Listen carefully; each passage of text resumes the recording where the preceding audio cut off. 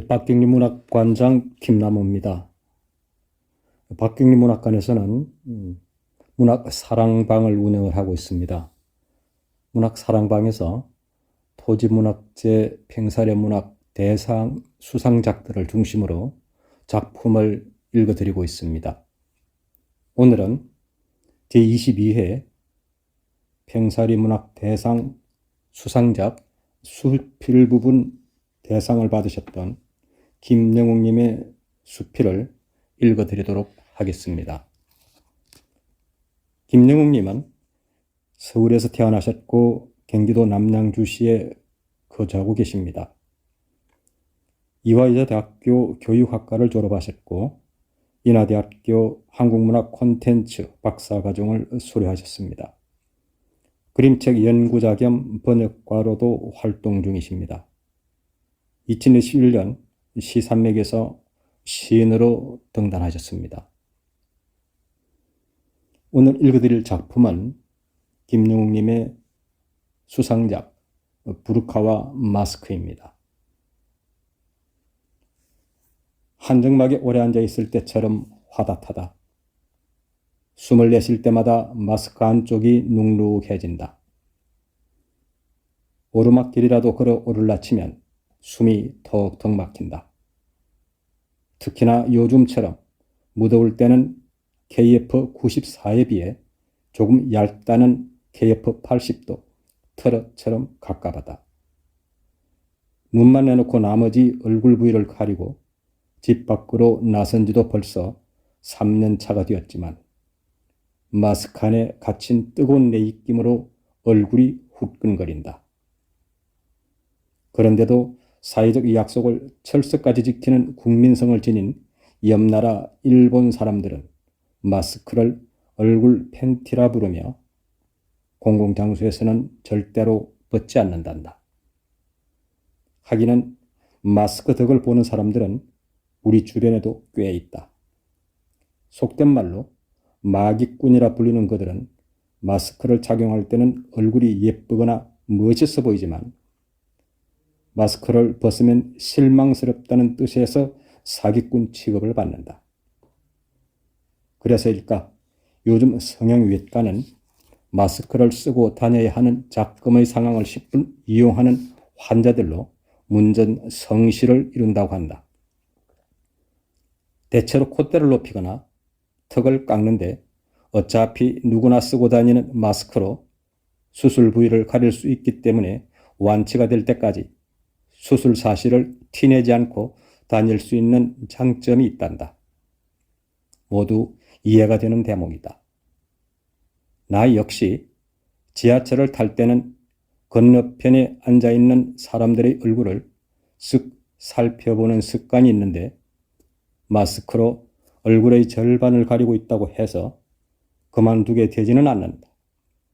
그런데 보이지 않는 절반의 부분은 어디까지나 내 상상의 영역이 돼 그 상상을 즐겁게 이끌어주는 건 역시나 눈이다.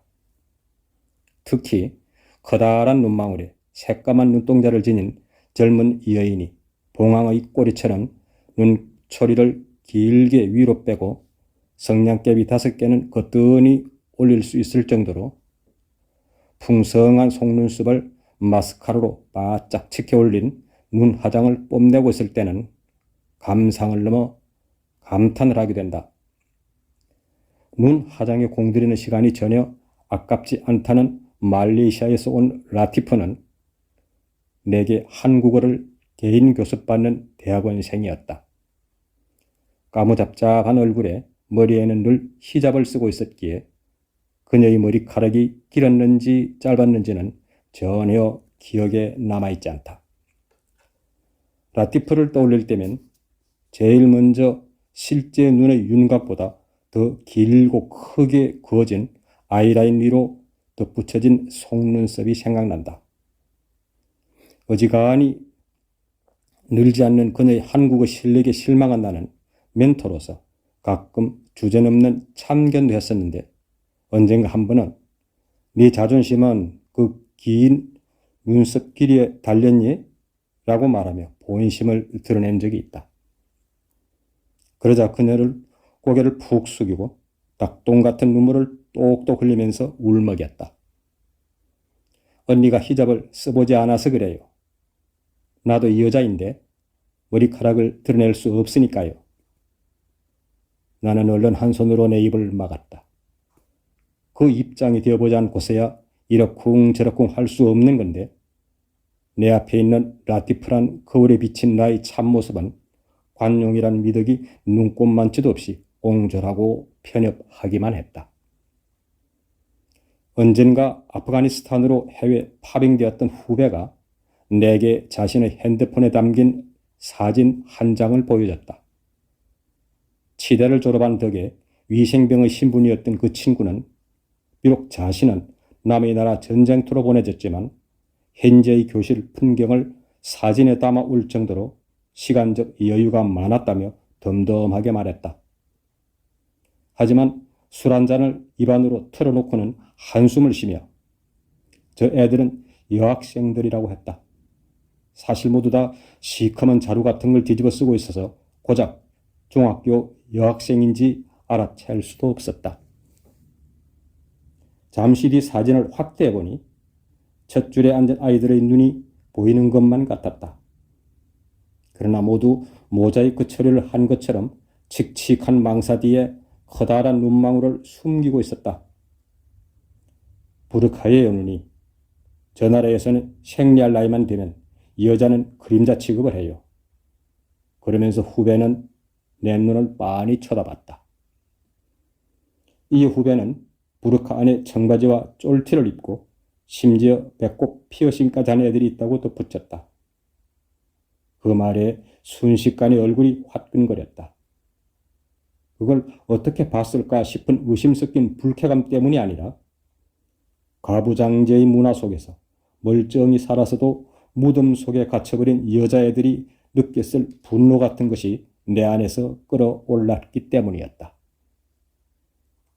눈까지 가려버린 부르카에 비하자면 라프티의 히잡은 여성도 자신의 눈으로 세상을 볼 수 있고 당당히 할 말도 할 수 있게 배리한 머리쓰개처럼 생각되었다.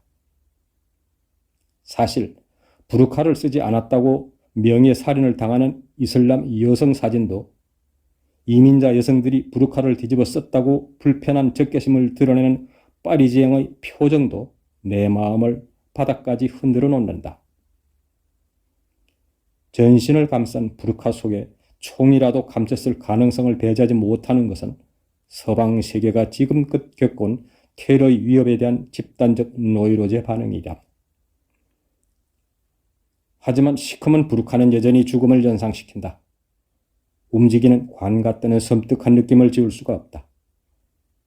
그럼에도 불구하고 그런 죽음의 그림자가 어른거리는 전쟁터에서도 여인들은 부르카 속에 청바지와 쫄티를 입고 꿋꿋하게 자신만의 개성을 지켜나가고 있다. 안타깝게도 세계는 지금도 전쟁 중이다. 러시아가 우크라이나를 침략했고 코로나19가 전 세계를 점령했다. 그런 중에 마스크가 우리들 얼굴의 절반을 차지하더라도 마스크를 벗을 수 있는 자기만의 방에서는 마이크를 잡는다. 물리적인 격절의 세월이지만 아직까지 멀쩡히 살아있다고 개개인의 생존을 세상 밖을 향해 생중계하고 있다. 하얀 마스크 일색에서 파스텔 톤으로 색깔의 선택도 다양해지고 꽃무늬며 기하학적 패턴이며 마스크 문화까지 화려해졌다. 흑사병이 창궐했던 중세시대의 박력 의사들이 얼굴에 뒤집어 쓰던 마스크에서 그 기원을 찾을 수 있는 새 부리형 마스크에서 인체공학적인 디자인의 마스크에 이르기까지 바야흐로 마스크 또한 나의 개성을 담아내는 패션의 시대가 되었다. 야외 활동 시에는 마스크를 벗어도 된다는 방역당국의 친절한 문자 메시지를 받은 지도 2달이 지났지만 대다수의 사람들은 맨 얼굴을 드러내지 않는다. 이렇게 후덥지근한 날씨에도 불구하고 마스크가 마치 얼굴 방패라도 된 것인 양 표정들을 숨기고 있다.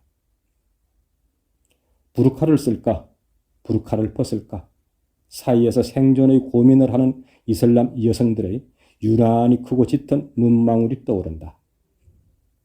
쓰고 벗는 사이에 생사의 갈림길이 있는 그네들의 폐쇄적 삶에 비하자면 마스크를 쓰느냐, 마스크를 벗느냐는 어느덧 개인이 선택할 수 있는 실존의 문제가 되는 것 같다.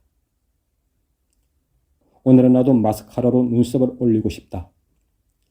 라티프 스타일로 차양을 길게 쳐주면 보기 좋게 시원한 그늘이 생겨 눈살을 찌푸린 일도 지나칠 수 있을 것 같다. 들어주셔서 감사합니다.